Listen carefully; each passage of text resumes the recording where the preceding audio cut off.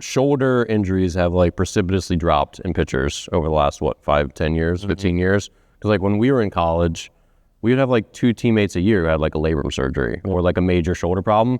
But now pretty much all the injuries are, not all of them of course, but like most of them are elbow, right? Why is that? Why have shoulder injuries dropped while elbow injuries have continued to climb? The UCL is just really a weaker structure than anything that would be torn in the shoulder. So when you look at the shoulder, you're looking at like a rotator cuff tear or a labrum tear. And those structures are generally, you can strengthen them and they can maybe withstand force a little bit better.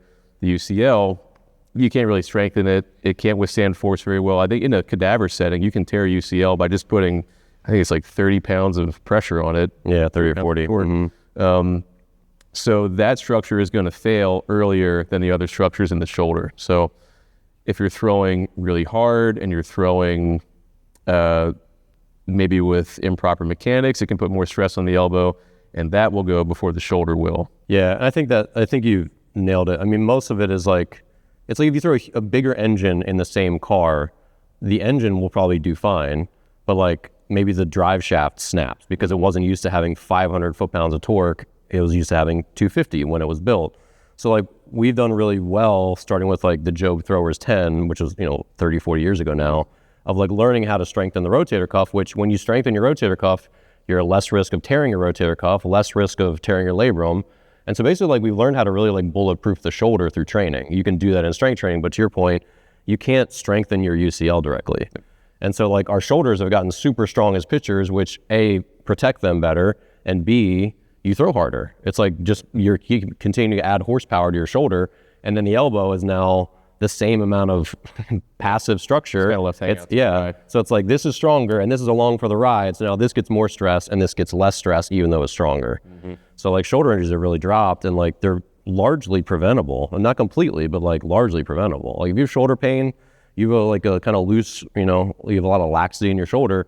If you really get on your rotator cuff work and your scap work, like you're probably gonna do okay. It's for the most fixable problem. Very fixable. If you have elbow pain, you do your forearm work, you can do some like, we've both done a lot of like sort of innovative forearm work, more like what rock climbers do with training. There's lots of really cool rock climbing tools to develop more stamina and like individual finger strength, but like those still strengthen your forearm flexors and not your UCL. So yeah, I think for anyone out there who's unsure like what they can do to prevent injuries, you can take care of your shoulder pretty well, but your elbow is just like kind of along for the ride. And that's, I think, sad. And that's why I think the elbow injuries continue to scale up because everyone throws so hard now and they throw hard at every single age. So, and that's, I think, in large part because of people like you who are doing a great job with strength training and with arm care. And so like shoulders are in great shape, bodies are super strong and powerful, but this guy is still the same as he was, you know? Yeah.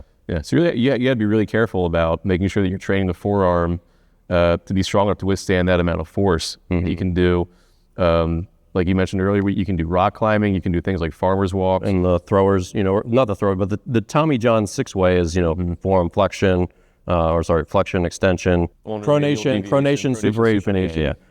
Yeah. So those are all part of my Tommy John rehab, but then I always took it a step further doing more like digit training and stuff like that. But those are just, prehab, they're not just rehab. So like everyone should be doing those as part of their overall thing. Yeah, and it can make a difference. It's not really going to bulletproof your elbow by any means. There's still going to be potential issues that rise up, but you can at least take steps to try to mitigate the amount of risk that you're putting yourself under. Yeah. What would you do? What would you say if people people have a gym membership and they want to just add some good quality forearm training to their regimen? What would be things that you add? Like for me, farmer's walks would be number one. Farmer's walks, just grabbing heavy dumbbells. You could have farmer's walk handles. You could use a trap deadlift bar.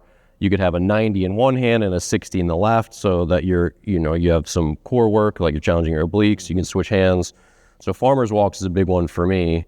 That's not just strength, but it's also stability and it's endurance for your forearms. What else would you add to a regimen like that? Like you said, we could do the throwers 6-way. So we're doing flexion, extension, pronation, supination, ulnar deviation, radial deviation.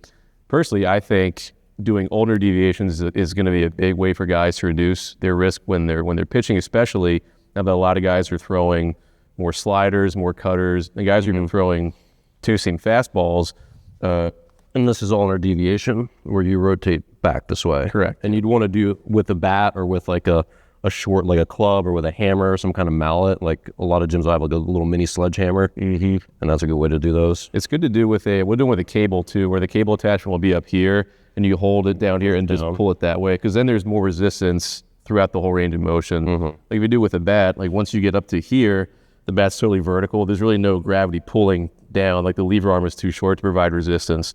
So I like doing it with a cable machine. It's a good one. But yeah, like I was saying, a lot of guys more guys are throwing sweepers now, cutters. Guys are throwing seam shifted two seamers, which if you want to throw a seam shifted two seamer, you have to cut it a little bit. And for my money, I think that anytime that you take your forearm and you supinate it a little bit, that makes that flexor pronator mass a little bit less effective at protecting the elbow, because those muscles aren't really in a good position to provide support at that point. What is in a good position is your ulnar deviators. So in addition to things like farmer's walks and like bar hangs and just like normal crush grip strength, you also be really strong doing this and build up those muscles there, because I think that'll make a big difference. Yeah, there you go. Yeah. Make a big difference in keeping your arm safe if you throw those pitches where your arm is supinated a lot. And you always hear about like the fastball is the most stressful pitch for your elbow because the amount of torque is highest, because that is true. But again, I think when you have the elbow in this position versus that position, there's a big difference in how much support the muscles can provide to that ulnar collateral ligament. Yeah, and the principle there is reciprocal inhibition, and like pronation versus supination. When you pronate, certain muscles have to fire, and other muscles have to relax. That's the way your body works. Otherwise, you just be like tensed. So then when you supinate, some of your flexors have to relax. So when you're on the side of a curveball or a slider, these have to relax more than if you're pronated, like a fastball. You know, and they're not completely pronated, but like that, or a changeup where you're rolling on the inside of the ball a little more. So theoretically, the fastball and the changeup would have a little bit more flexor pronator mass activity at release than a cutter, slider, curveball where you're supinating more at release. Yeah, even based on the position of the muscle, like think of it this way. Like if your arm is like this, your flexor pronator mass is roughly about like 50% of its rotational range of motion. Yeah. Right? If I'm in this position, that flexor pronator mass is stretched a little Hold bit. that, it'll be a little easier for people to so experience it. Normal fastball, you'd kind of throw like this. So you're in this position. Slider, cutter, you're going to be more in this position. So the flexor pronator mass, if you go this way, gets stretched a little bit. So it's not really, it's not as strong. So if you think of it like a bicep, if your bicep is stretched, like are you stronger in this position or in this position? In this position, right? Well, you have very weak biceps, so you're weak in all of those positions. I do curls with 45s, buddy. Just saying. Yeah, it's the reciprocal inhibition, but also the length of the muscle determines how much force it can produce, which equals how much force it can resist also. Yeah.